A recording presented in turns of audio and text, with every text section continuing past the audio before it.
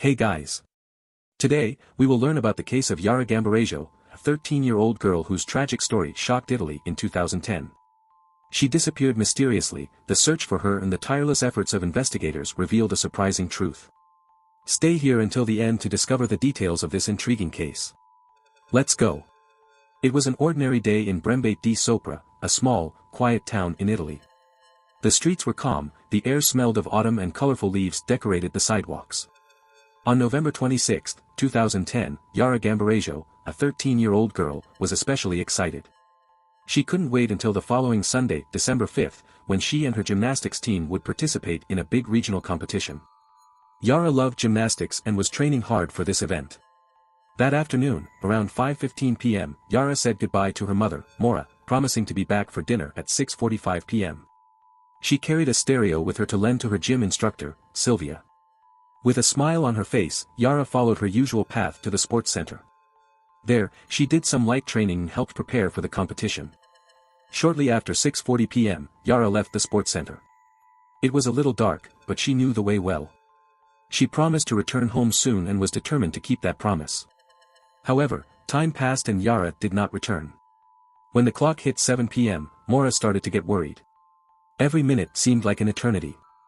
At 7:11 p.m., Mora tried to call Yara, but the phone went straight to voicemail. That was strange. Yara always answered her calls. Desperate, Mora and Fulvio, Yara's father, called the gym instructor. Silvia reported that Yara had left the gym more than half an hour ago. The gym was just 700 meters from home, so Mora and Fulvio panicked. They went out into the streets, calling Yara's name, but they didn't find her anywhere. At around 7:30 p.m., convinced that something bad had happened, they called the police to report Yara missing. Letizia Ruggieri, the inspector on duty, took over the case immediately. She knew that every minute was crucial. Ruggieri dispatched the state police and the carabinieri, the military police, to begin the search. The first thing the police did was track Yara's steps.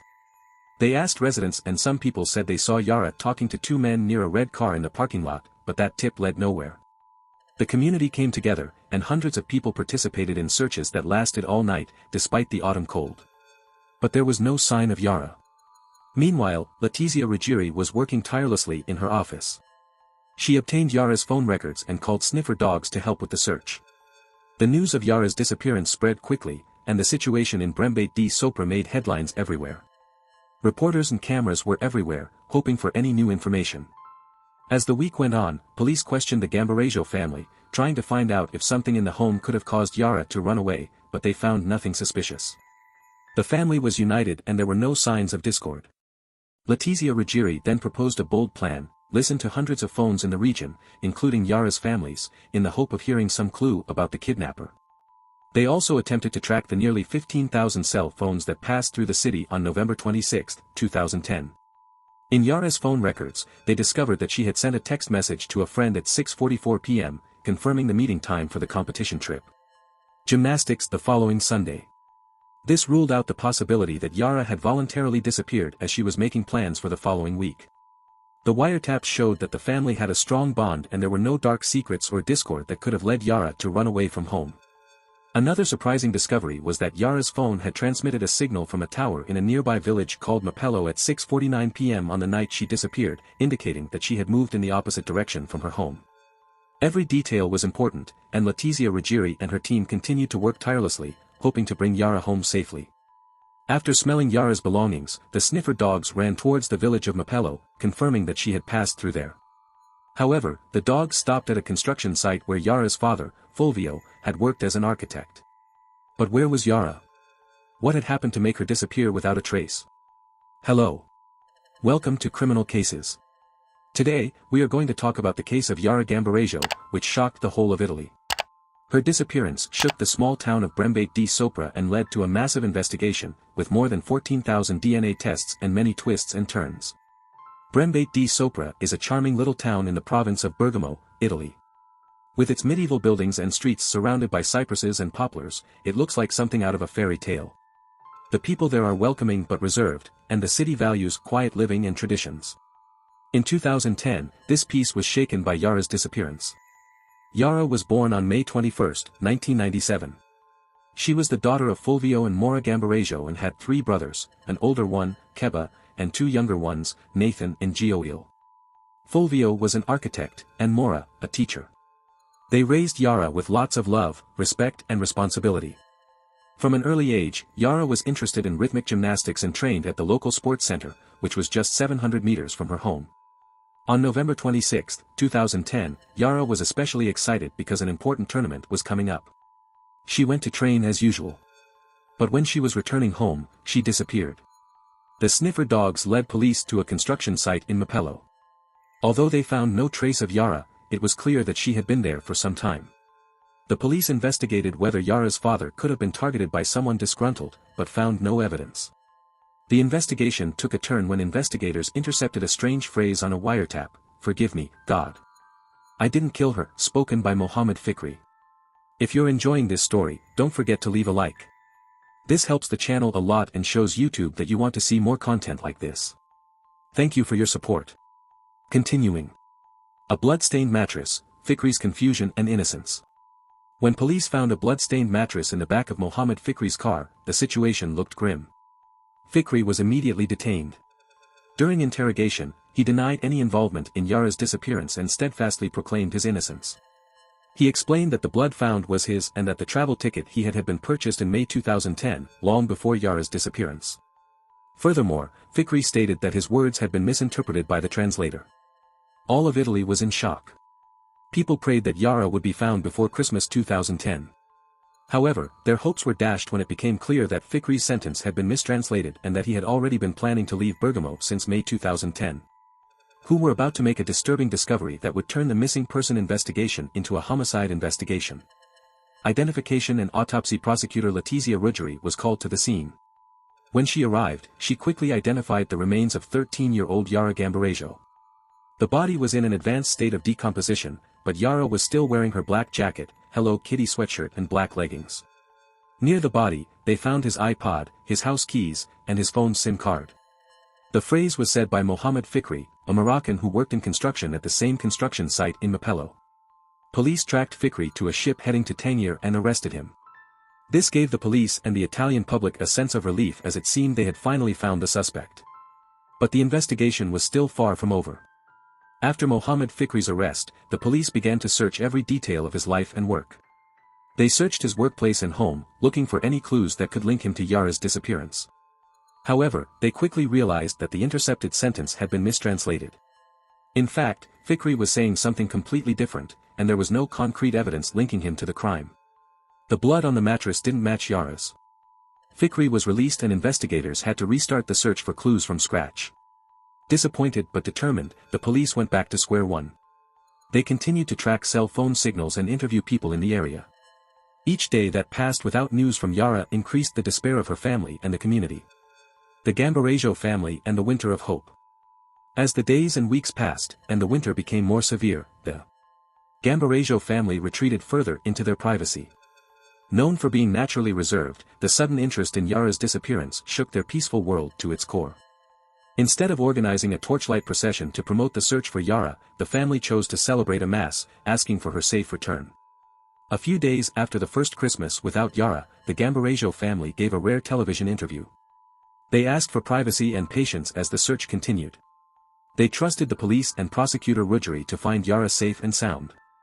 They also shared several photos of Yara to refresh the memories of possible witnesses.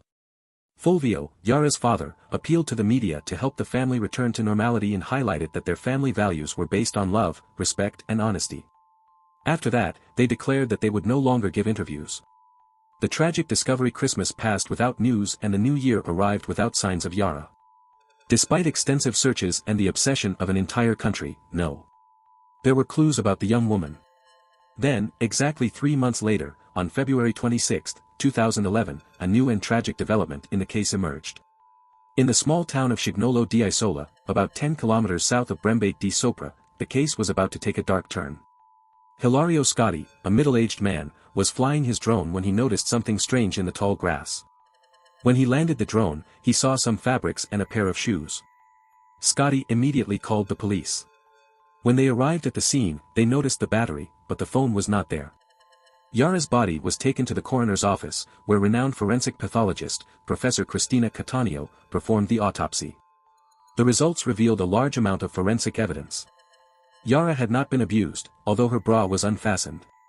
She suffered several stab wounds, but none were fatal. She also received a blow to the head that likely left her unconscious. The cause of death was labeled as exposure to cold, leading to hypothermia. Traces of pollen were found in its respiratory system, and the presence of jute, a fiber used in construction bags, suggested a possible link to a construction environment. The search for answers, the DNA mystery in Yara's case. When Yara disappeared, the investigation began to focus on the evidence found on her clothes. It turned out that there were small amounts of a plant fiber in her clothes, a fiber often used to make rope. Renowned forensic expert Professor Cristina Cattaneo analyzed this evidence and concluded that the presence of this fiber suggested that the person responsible for the crime probably worked in construction.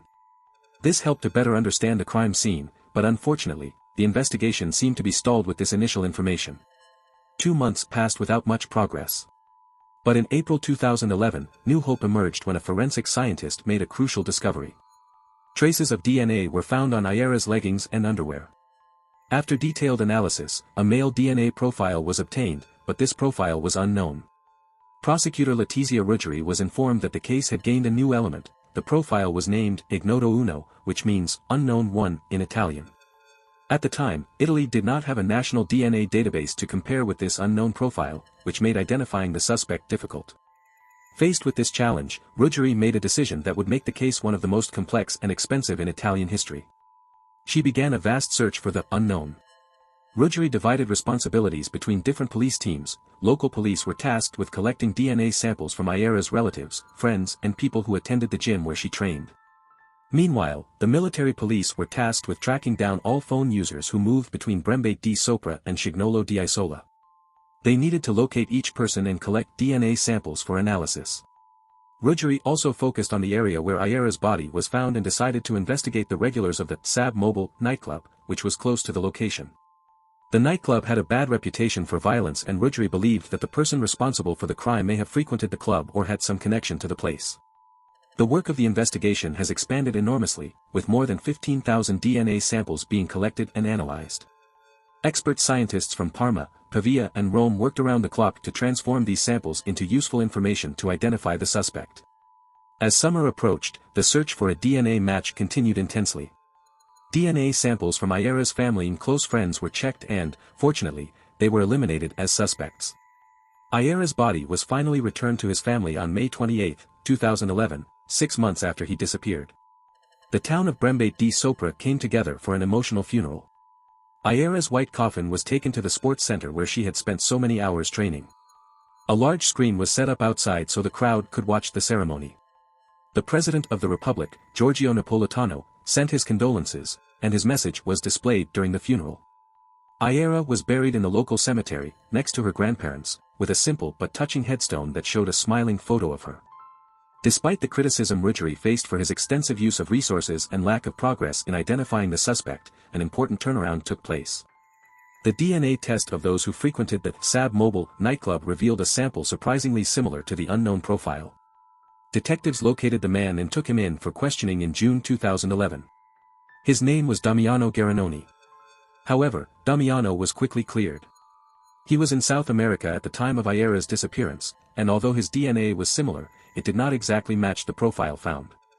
Garanoni family mystery, an intriguing investigation. The search to solve Yara's case took an unexpected turn when detectives discovered that Damiano Garanoni was not the main suspect, but rather a relative of the real person responsible.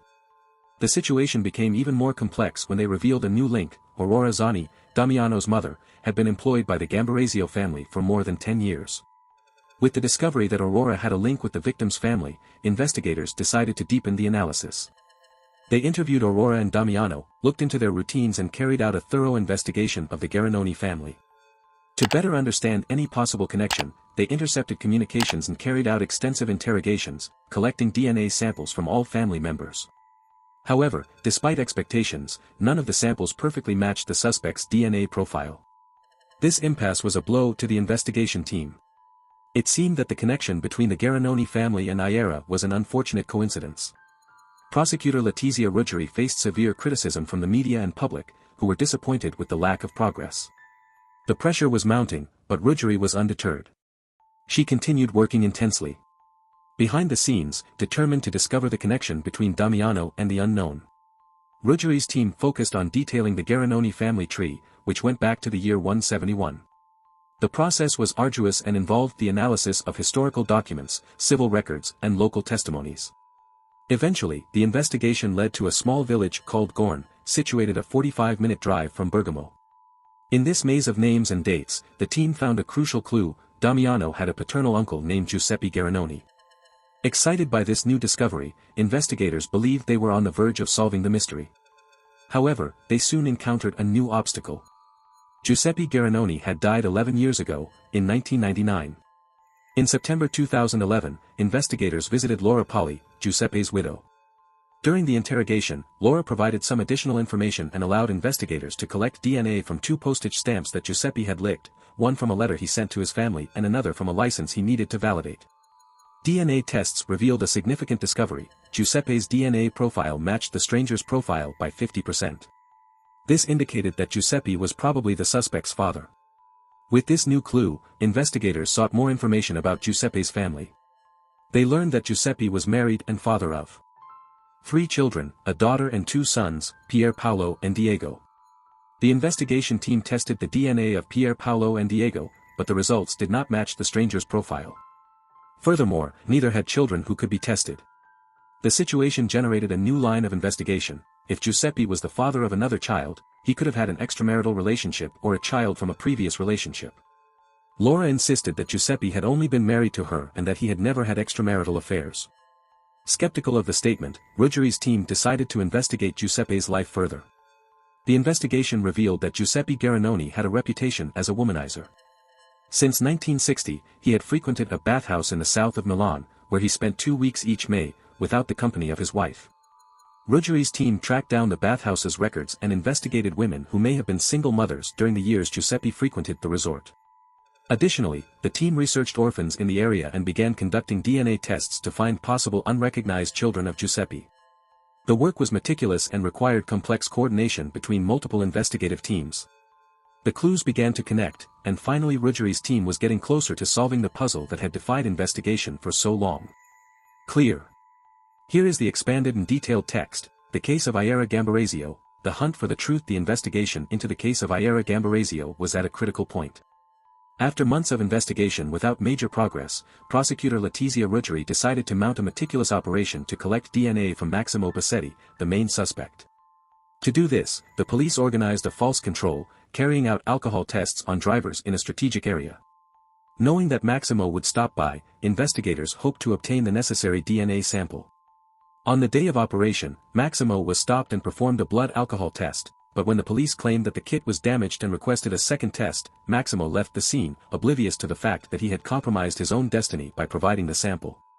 With Massimo's DNA in hand, Ruggeri pushed for the analysis to be performed immediately. The result was revealing: the genetic profile found in Yara's clothes corresponded to that of Massimo Bassetti.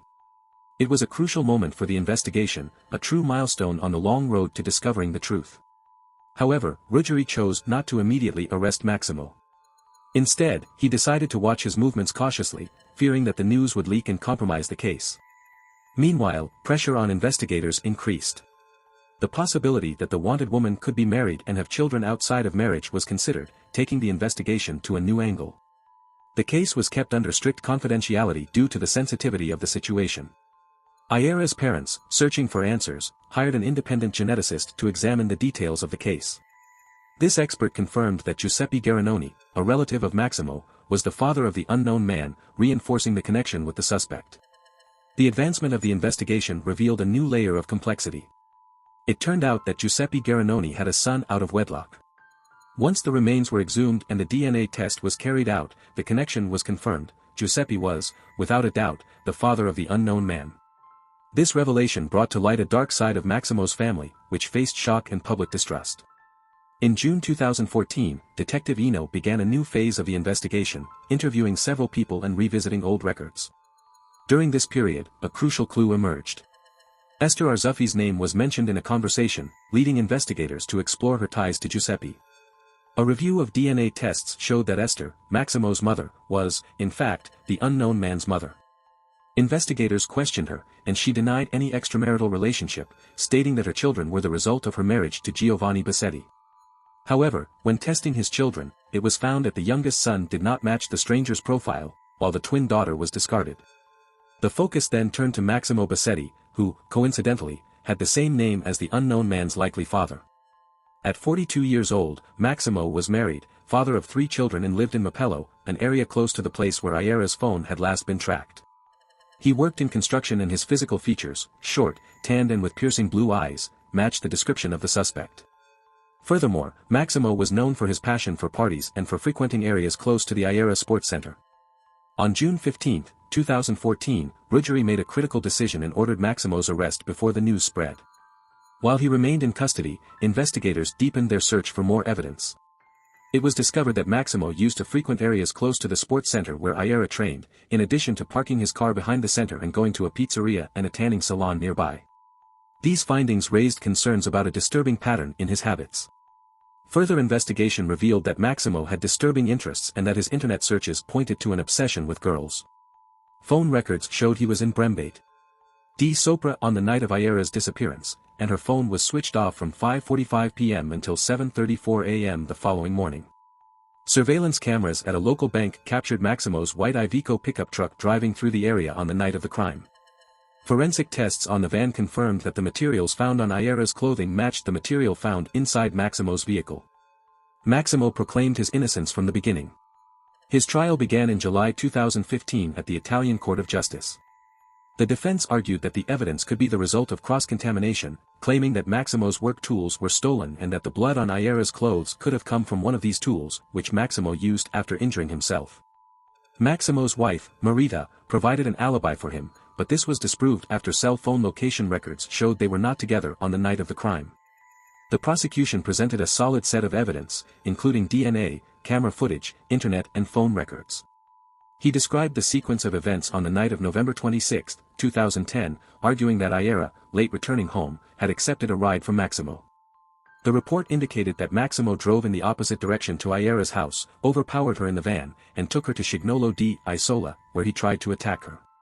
When Yara reacted, Maximo, in a panic, struck her with a blunt object and abandoned her. Yara, seriously injured and exhausted, succumbed to hypothermia due to blood loss. The court, after considering all arguments, sentenced Maximo Bassetti to life imprisonment in July 2015. In 2017, the Court of Appeals confirmed the sentence, and in October 2018, the Court of Cassation upheld the conviction. In November 2019, Maximo's defense requested a review of the DNA results, but the request was rejected due to a lack of available samples. This led to prosecutor Ruggieri being accused of misdirection and judicial fraud. Her defense claimed that she and her team had planted evidence to secure a conviction, and Ruggieri has been under investigation ever since. While Maximo remains in prison, his mother, Esther Arzuffi, continues to deny any infidelity. The case generated an environment of hostility, even affecting Maximo's sister, who was attacked twice. The defense tried to portray Maximo as a family man, but the marriage faced difficulties following allegations of extramarital affairs by his wife, Marita. The Gambirasio family, deeply affected by the loss of Yara, created a gymnastics trophy in memory of him. Mora and Fulvio Gambirasio have withdrawn from the public, and Fulvio is often seen visiting Yara's tomb at dusk. The case of Yara Gambirasio is one of the most complex and controversial stories in the Italian justice system. With so many surprising coincidences and revelations, the question remains, was justice truly served, or is an innocent man paying for a crime he didn't commit? We want to know your opinion on the case. Do you believe that the authorities have found the real culprit, or is an innocent man behind bars? And that was the case with Yara Gambirasio. If you liked this video and want to follow more intriguing stories like this, don't forget to subscribe to the channel and activate the bell to receive notifications of upcoming videos. Leave a like if you found it interesting content and share it with your friends. And, of course, we want to know your opinion. Leave a comment below saying what you think of the case and if you have any suggestions for the next videos.